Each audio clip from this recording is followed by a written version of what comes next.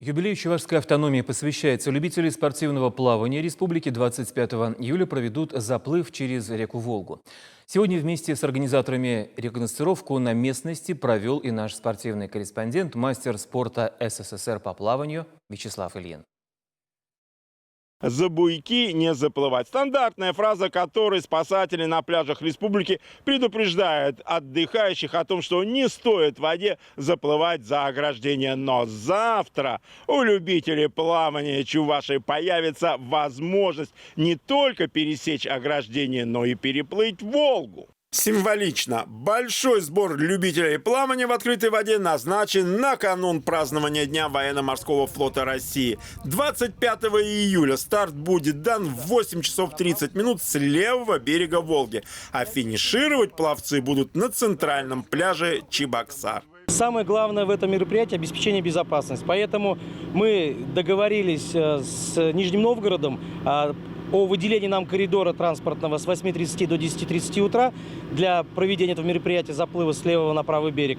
Сопровождать будут более 8 судов для обеспечения безопасности. И это, я думаю, все мероприятие пройдет на хорошем должном уровне, потому что мы уже мероприятие проводим не первый год. На сегодня свое участие документально оформили более 40 человек. Заплыв хоть и заявлен как любительский, тем не менее участники, в зависимости от опыта и навыка плавания в открытой воде, будут разделены по группам. Для обеспечения безопасности и для облегчения работы службы ГЕМС мы всех участников заплыва поделили на категории. Красные шапочки у нас получат участники-новички. Желтого цвета шапочку получат пловцы, имеющие уже опыт на открытой воде. Ну а белую шапочку получат уже профессионалы. В белой шапочке завтра уйдет на дистанцию Александр Белов. В активе пловца есть успешные попытки заплыва через Волгу. Ныне Александр рассчитывает как минимум завершить дистанцию в первой десятке.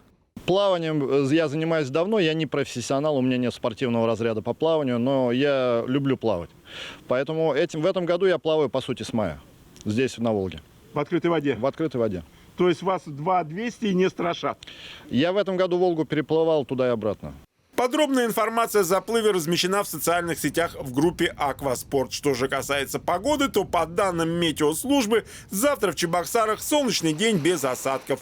Температура воды в Волге плюс 23 градуса. Вячеслав Ильин, Вести, Чувашия.